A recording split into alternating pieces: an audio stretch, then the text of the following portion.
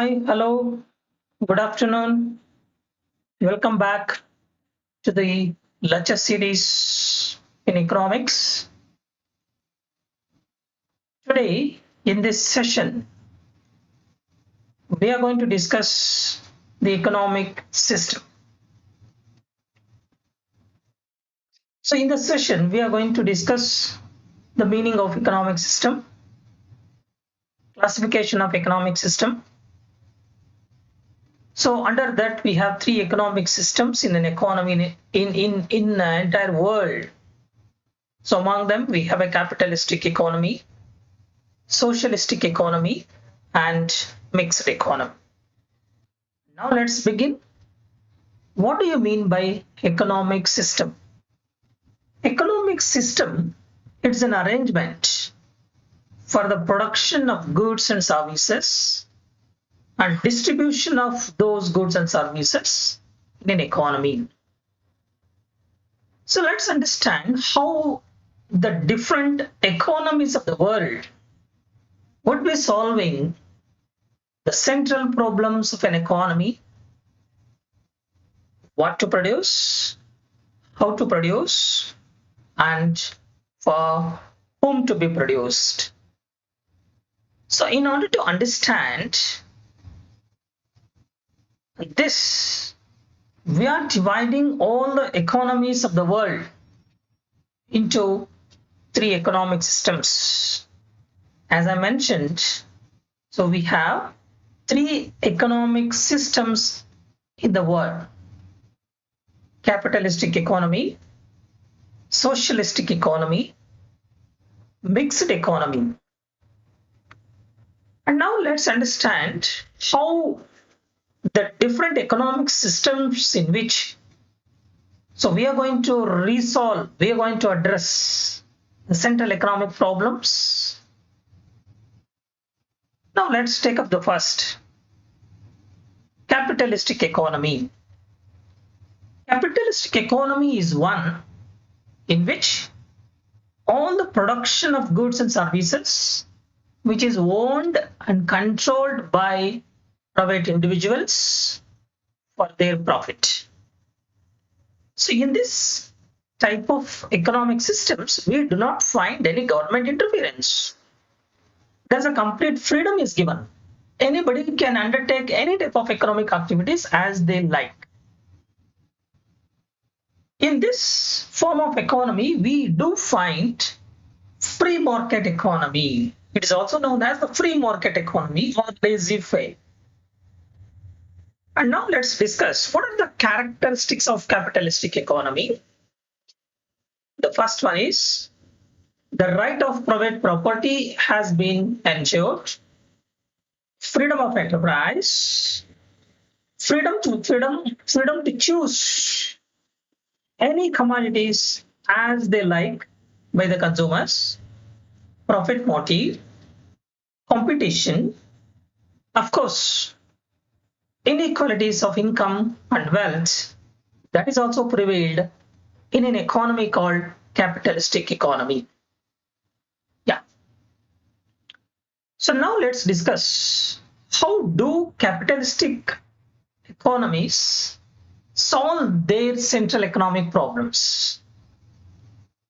So in order to solve the central economic problems, there is no planning authority. There is no central planning authority which takes up the task to solve the central economic problems in an economy, especially under the capitalistic economy.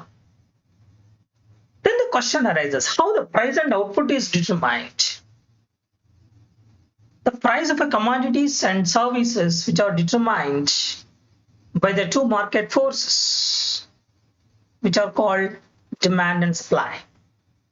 When there is more demand for the product, obviously there is an increase in price, but supply remains constant. When supply remains constant, demand of the product decreases, obviously the price of the commodities will be decreases. Okay. the first important economic problems, what to produce, how this particular economic problem, which is solved under the capitalistic economy. It is very simple. The producers are going to decide which commodities to be produced. It is very simple. The consumers wish to buy cars. More cars are produced. There will be increase in demand for a car. As a result of that, there will be increase in price. Now let's take up an example. Which are the economies in which we do find capitalistic economies, like the USA, United Kingdom, Japan, Singapore, France, Canada, Australia, and Germany, etc. So these are the different countries where we do find this type of economic systems. As I told you, the central economic problem solved what to produce, that is decided by the demand. When there is more demand for the cars, production of cars increases, the demand for the cars increases. Obviously, as a result of that, the price of the commodities increases. If the consumer wish to buy some X item, that particular X item will be produced and supplied and earns profit. So this is the way how what to produce, the important problem is being tackled by the capitalistic economy. Now, second important economic problem, how that particular problem will be solved, like how to produce. It's very simple. The cost of production is minimum. Whenever the cost of production of a car is minimum, the producer is going to take up the particular commodity to be produced. So as we already discussed, so there are two techniques which are used in producing different goods and services. So like labor intensive techniques, capital intensive techniques. When there is a cost of production is minimum,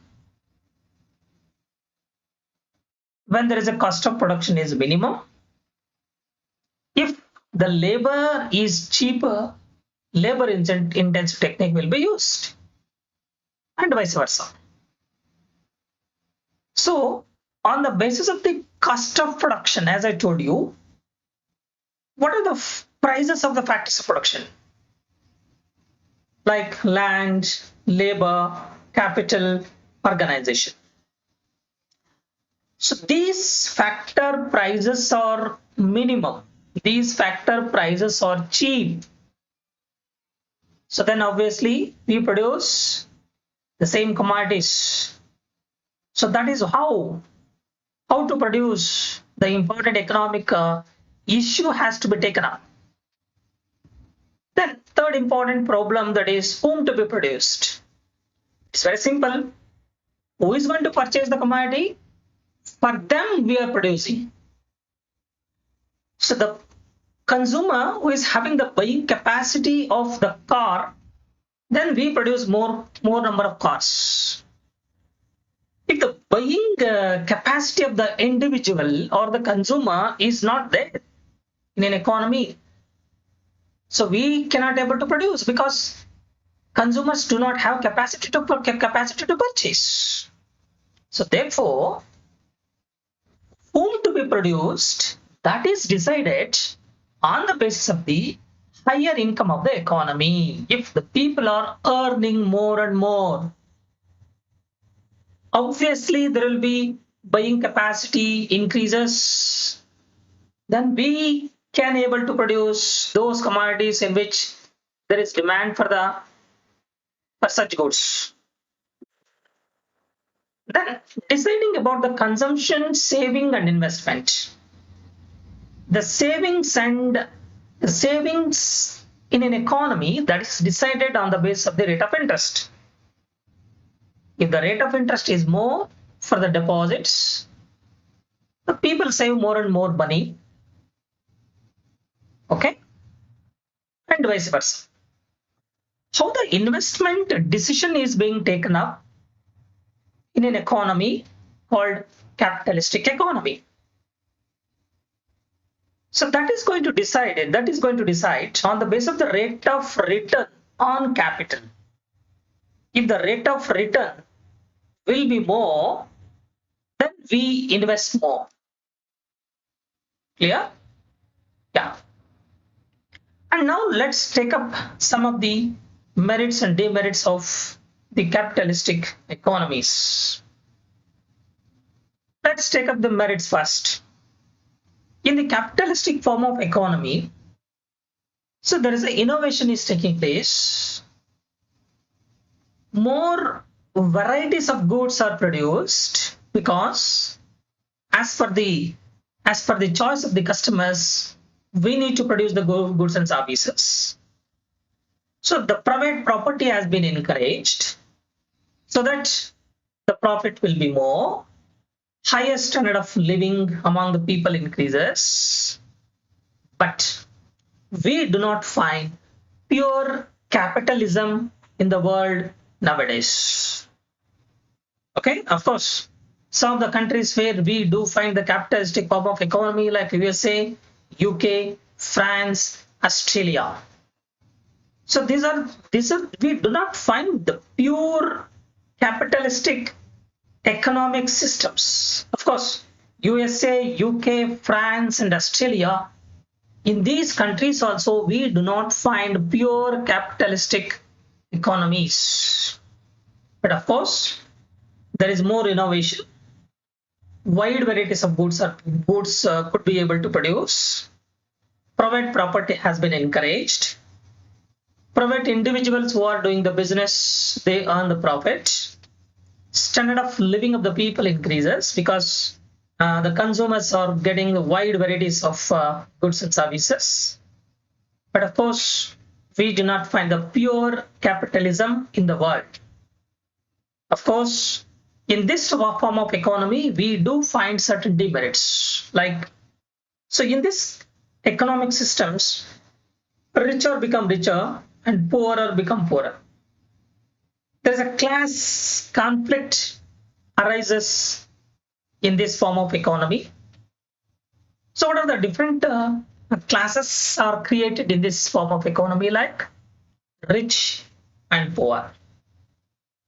So between these two groups, between these two class of people, there will be always conflict because there is a poor people or the labor class will be neglected. Okay, yeah. Production of luxuries leading to unwanted consumption, and it also leads to monopolies in some goods and services, the production of some goods and services. Yeah. Second form of economy, that is called a socialistic form of economy. So under the socialistic form of economy, all the means of production, factories, capital, mining, all the economic activities, all the production units are services which are owned and controlled by the state. So this type of economic system that we do call it as socialistic economy. So in the socialistic economy, we have a central planned authority which is going to take up the task of deciding the price, deciding what to produce, deciding how to produce. Okay, because it can be called as a command economy, central planning system that is being prevailed.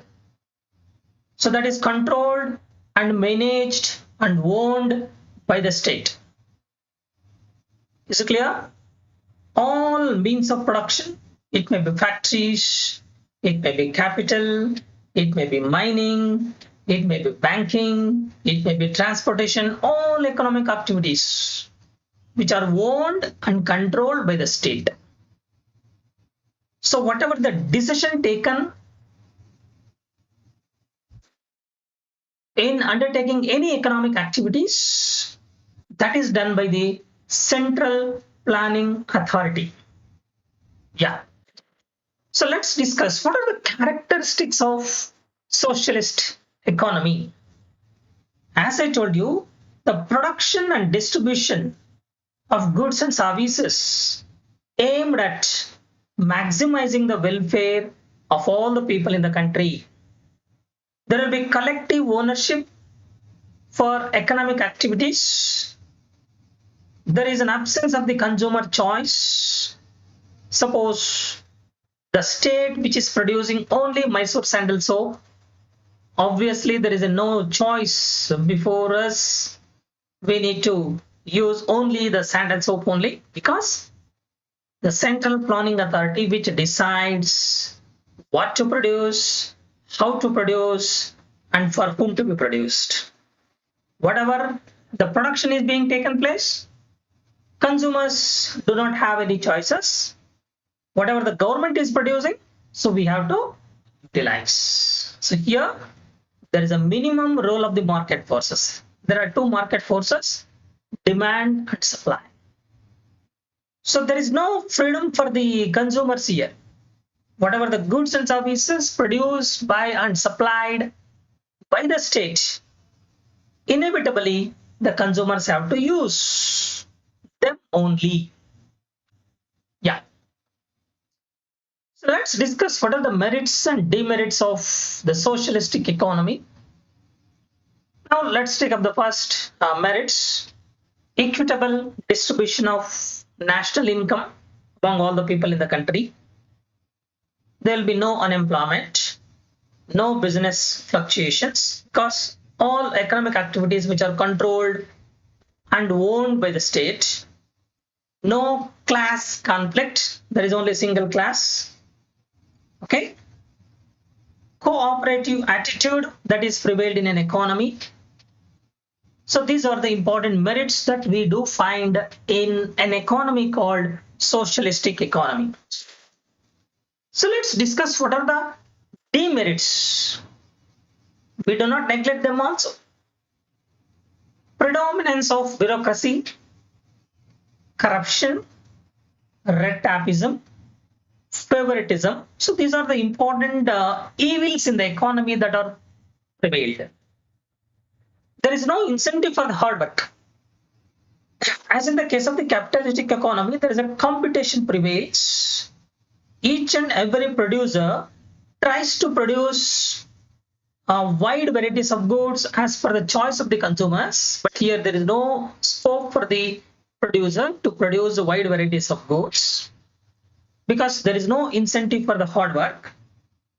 Whatever the government is producing, whatever the state producing, what technique the state is using, that is final. There is an extreme form of socialism. It is not at all practicable. So we do not find pure socialistic form of economy in the world. But of course, in some of the countries like Russia, China, North Korea, and many Eastern European countries, so they had the socialistic economy. But now, so these economies are also having capitalistic, but not pure capitalistic. But they are changing now and encouraging the liberalization. So these are the demerits that we do find in the socialistic form of economy. Let's come to the third important economic system. The first country in the world which is announced and adopted a mixed economy, it was France. World Bank or IBRD accepted the need of the state intervention, but finally IBRD or the World Bank finally decides mixed economy is the best economic system in the world.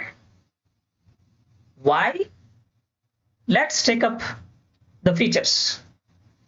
There is a coexistence of private sector and public sector. There are three sectors of industries operating simultaneously. Private individuals, they have owned their own business operations. There is complete freedom is also given for the private individuals to take up the business as they like. And even the public or the state is also doing the business.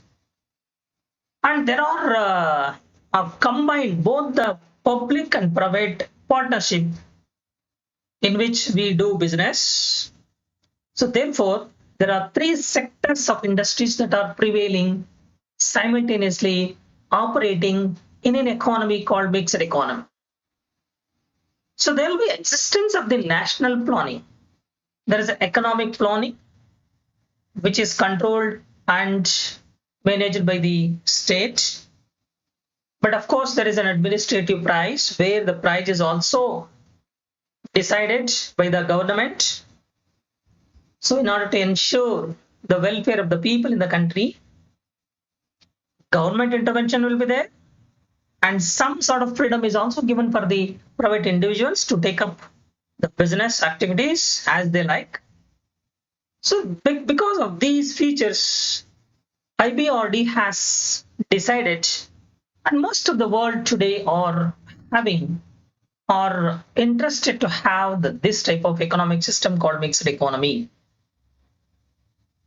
But of course, we cannot neglect the demerits of mixed economy. It secures the merits of both capitalism and socialism. That is one of the merits of the mixed economy. And the price mechanism is also operating. But there is a reduction in the inequalities of income and wealth in an economy. Less economic fluctuations because some sort of control by the state towards the economic activities. So these are the merits that we do find in the mixed economy. Now let's take up what are the demerits of mixed economy. There is excessive control and heavy taxes by the state. Problems of red tapeism, nepotism, favoritism, all these issues in the economy that are also prevailed. So mixed economy, it has been described by the Schumpeter as capitalism in the Oxygen tent. Indian economy is the best example for the mixed economy. But once upon a time, USA, UK, Singapore, Australia, all those economies which had capitalistic form of economies, but now all these economies are leaning towards to have mixed economic systems. But in reality, all economies are mixed economies only in the world. So there are the examples of the mixed economy, India, and most of the economies, as I told you, almost all the economies in reality, they do have mixed economic system. The share of the government spending as a percentage of GDP, like Iceland, 57%, Sweden, 52% state intervention, France, 52% of state intervention will be there. United Kingdom, 47.3% of the state spending as the percentage of GDP. And even the United States, Russia, India, and China, as I told you, most of the countries in the world today, in reality, all of them are having the mixed economy. Because in the mixed economy, what are the demerits that we found in the capitalistic and as well as the socialistic? All these problems, all these demerits, we have eliminated in this form of economy called mixed economy. That is the end of the program. That is the end of the session. So now let's revise what are the things that we had gone through in the session. Yeah, there are three economic systems. One is capitalistic economy, socialistic economy, and mixed economy. Capitalistic economy is one in which all economic activities, all the production of goods and services which is taken up, which is owned and controlled by the private individuals. Complete freedom is given as they like. They can undertake any type of economic activities that we do find under the capitalistic economy. What is socialistic economy? Socialistic economy is one in which all economic activities, all the production units producing goods and services, which is controlled by the state. That is a system we have, socialistic form of economy. And finally, mixed economy. So in order to eliminate all the disadvantages under the capitalistic economy, socialistic economy, so we have mixed economy in which we do not find demerits. Of course, some of the demerits we have, but of course, that is World Bank is concluded the best economic system in the world is the mixed economy, because in the mixed economy, all the production units which are simultaneously controlled and owned and run by the private individuals and as well as the public, and even both combined together and in collaborative way, so they conduct the business operations. Thank you all. Thank you for listening. Have a nice day.